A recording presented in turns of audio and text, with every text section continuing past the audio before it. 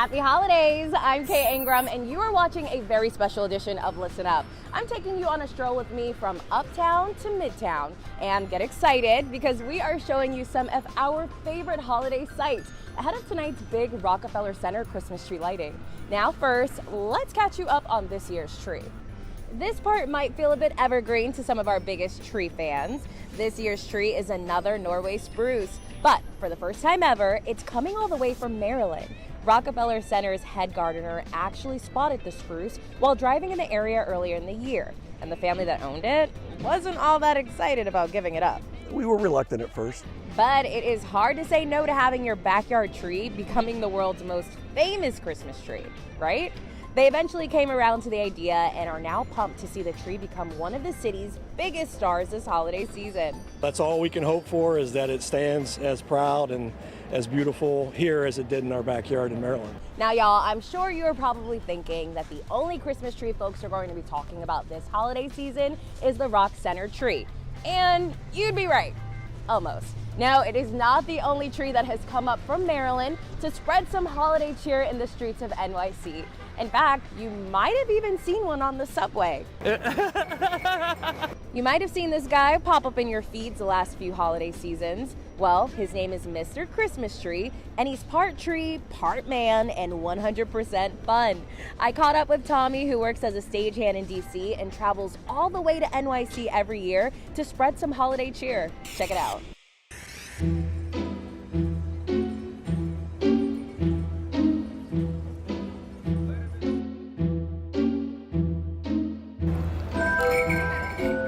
Is this my good side? Yeah, no, you have no bad side. I've been doing this now for, 7 years? Yeah, it's been since 2014. In New York, it's kind of like, people call me Mr. Tree, and I was like, well, specifically, my name is Christmas Tree, you know what I mean? Like, so it's like a proper name to give it, something that was simple and easy to remember. Mr. makes me sound a little bit more astute. Respectable, I'd say.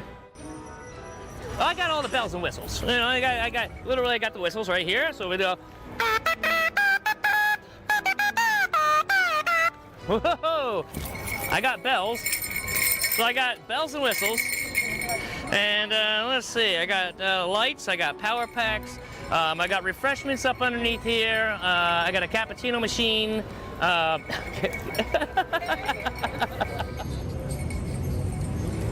It brings me an immense amount of joy to sit there and be able to bring joy to other people and smiles and laughter. And I don't even have to speak the same language. It's like kind of a universal thing. I can just like, ah! And they're like, they're laughing, they're loving it. Hi, I'm Mr. Christmas Tree, and you're here with Kay Angrum on NBC.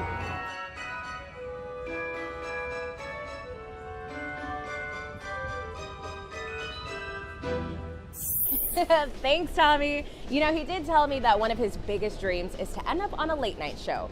So, Jimmy Fallon, if you're watching this and you're looking for a new act, I know a guy. Now look, next up, it's time for a little bit of a investigation. I've gotten a tip that there's a certain guy with a red coat and a sleigh and the paperwork to back it up. Y'all know I had to check out if this Santa Claus is the real deal, so let's go.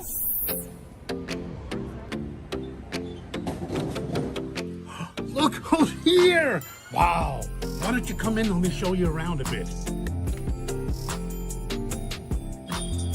There's a lot of reasons why I do what I do, why I legally changed my name to Santa Claus. It's kind of like in that movie with the E at the end. It's kind of like, but Santa didn't die. He just wanted to retire. Welcome to my office on Long Island. Let's get one thing straight. I didn't tell my wife that I was going to be Santa Claus. At first it was, honey, would you mind if I colored my jet black hair white?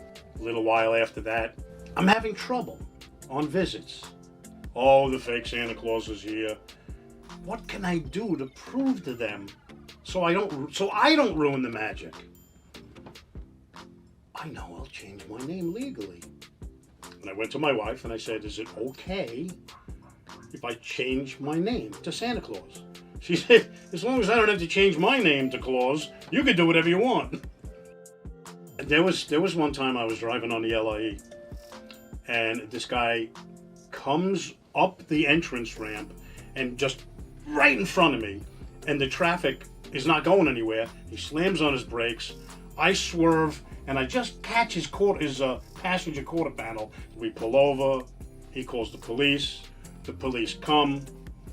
You know, he looks at me, and my license plate on the truck is Santa's sleigh, and I'm completely dressed as Santa Claus, and he just looks at me like I'm, you know, like I'm bizarre, like I'm in the Twilight Zone or something. License and registration, I hand it to him. Get the out of here. Look, you got a computer in your car, go run it. 10 minutes go by. Did I do something wrong that I don't remember? They both come out of the car. He leans in and goes, my son's never gonna believe this. Can we take pictures? So the guy I clipped is taking pictures of me and the police officers on the side of the LIE. Before I was Santa Claus, I was Frank. Frank had long black hair, and nobody, and I mean nobody, wanted to sit next to me on the Long Island Railroad because they were terrified of me.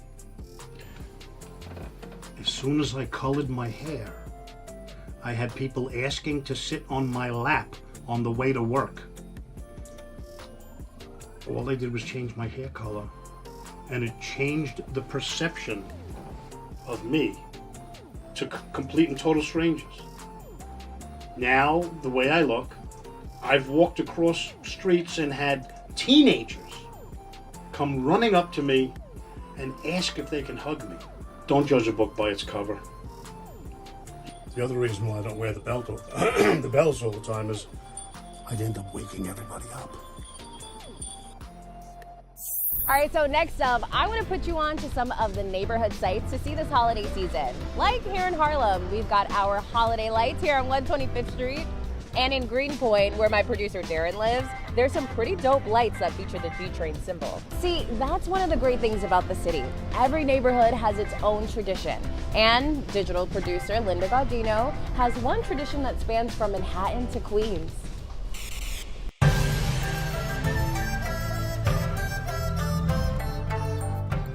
If you're looking for some good old family fun, or just want to light up the night this holiday, why not check out a lantern festival right here in Queens?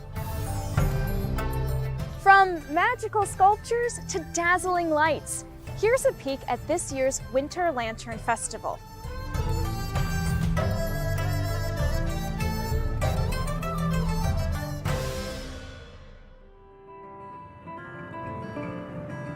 This year's festival hosts 3 locations, all with their own whimsical themes. All the lanterns were handmade back in China, and it takes more than 100 artisans to work from design to manufacture for more than 1 month, like mostly 1 month to 2 months. And then we will ship like in a dozen containers from China to New York, and then we assemble here. So the whole process will take 3 to 4 months. So we transform the Queens County Farm Museum into a night farm. In the evening, when sun goes down, all the farm animals here will become lanterns that light up. You will walk into a fantasy wonderland. This is the very first time we've worked with the New York City Winter Lantern Festival. We're very excited for our visitors to have the chance to come out and engage with a new wonderful experience this holiday season. You know, it's been a tough year for everybody, tough 2 years. New York has come a long way. We're excited to light up New York City. All events are outdoors, and guests are encouraged to wear masks and social distance. Tickets are available online for all 3 locations. In Queens, for NBC New York, I'm Linda Gaudino. Well, this is awkward. Y'all, I done missed my stop, but that's okay because we can Just go and check out the holiday market at Bryant Park, which I'm told has a new sweet spot you have got to check out. So let's toss it back to my girl Linda Gaudino, who's here to break it down. The holidays are upon us, and that means bring on the sweets. I'm about to introduce you to a 23-year-old entrepreneur who's putting a big spin on small cake jars.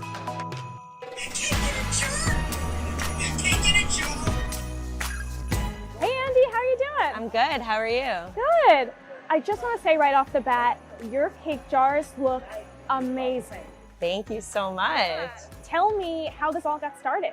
I have been making cakes and baking my entire life. I started a cookie business when I was in high school, and I was in college baking cakes for students around my college campus. I had so much cake left over because I was cutting the tops and the bottoms of the cake off. I took it, put it in a jar, layered it with some buttercream that I had left over, some cookies that I had, and it kind of just took off. Cake on the go, where you can easily take it with you and you can cap it and put it back in your fridge if you don't want to finish it. A little cold. Yeah, freezer we like kind of share.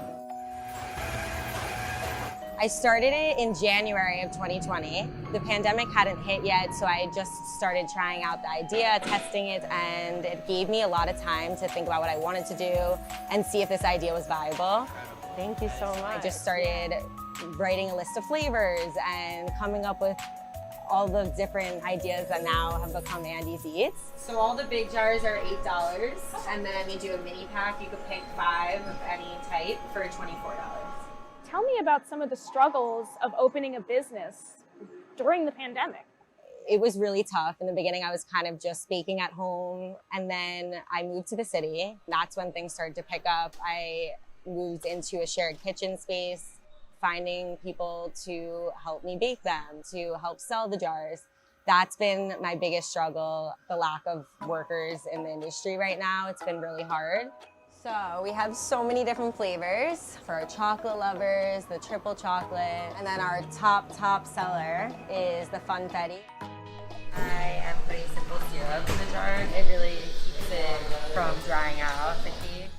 The biggest takeaway for me is that I have learned so much more than I expected. I learned so much more than if I were to go to grad school or pastry school, because I'm on the job every day. I think if COVID didn't hit, then I would have taken a really different path. I was like, let me just give it a shot and see if it works out. And it's been going really well, and people are really, really liking the product. So it's a really exciting time. For NBC New York, I'm Linda Gaudino. As someone who is obsessed with the holidays, holiday shopping can be fun and all, except maybe not if you're trying to go green. So that's why I slid into the DMs of Anna Sachs. You might know her as the Trash Walker, and she's here to drop some gems on how you can waste less and give more.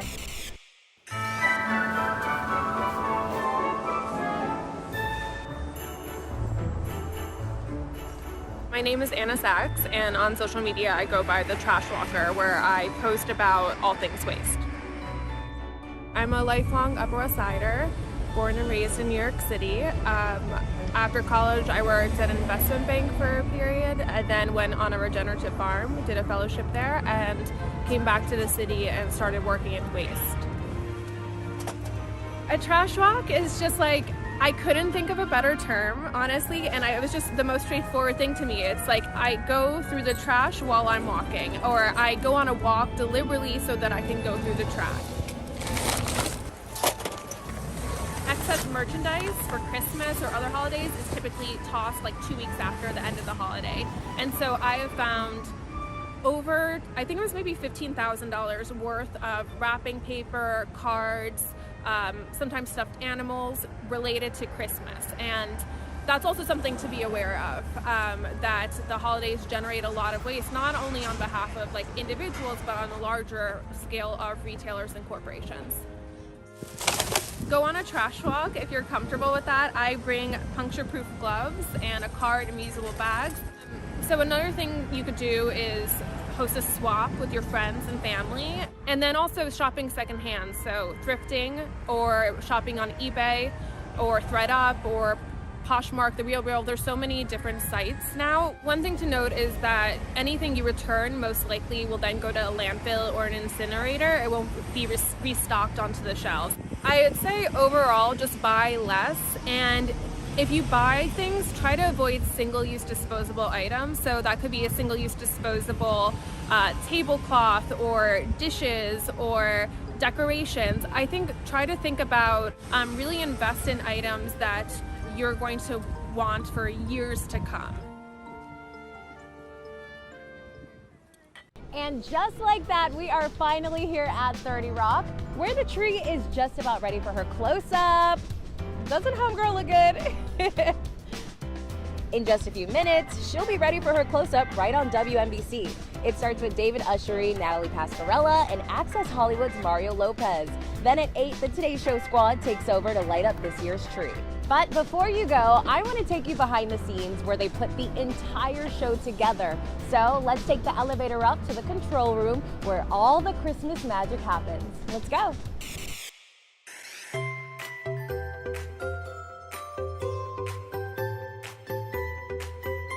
Hi everybody, I'm Bill Bracken. I'm the executive producer for Christmas in Rockefeller Center, and I'm going to take you on a little secret behind the scenes tour to show you all the secrets we have for Christmas in Rockefeller Center. We're going to come up to first our audio room. Our audio mixer, Steve, is in there right now. We're actually rehearsing the Radio City Rockettes. So Steve is in there. He's playing back the audio of their track that they're dancing to. And Steve's busy doing his job. We'll move on to the control room. Now the control room is the heart of the technical operation for Christmas in Rockefeller Center. You'll see there's about 10 people in the room. Sitting in the back is our script department, who are always keeping up with the changes that we make during a live show, because a lot of times something will happen, something will get out of order. We'll need to make a change for our hosts. On the left is our lighting designer, Alan Edelman. He's been setting up lights on the rink for about 3 days now. I usually sit right in the middle, and I'm right behind the director. I'm talking to the director, I'm talking to the person who's timing the show, talking to the writer on a headset, if there's any changes. Yeah, they're bringing in some supplemental audio. Obviously, there's a lot of elements to a live broadcast, from the audio to the video to the satellite transmission to the audience at home. Sitting in the front row, of course, is Debbie, our director, who is actually calling all the cameras. She's got 12 cameras to work with. She's got cameras looking at the audience. She's got cameras looking at the stage. She's got jib cameras. You know, one of the secrets on this show is that there's a guy down in the basement below Rockefeller Center who's got a big electric switch. We have a stage manager down there on a headset, and we actually practice. Turn it on for a second and then turn it off. And it's kind of fun because you'll hear a gasp of people who happen to be at Rockefeller Center when they see that tree go on for a split second. It's a great moment for us. We're really happy to do this show. You know, it's been a tradition at NBC for so many years, and it's so iconic to New York. All right, well, thank you so much for getting into the spirit with me tonight. Don't forget to tune into Channel 4 as soon as this ends. I'm Kay Angrum. Happy holidays.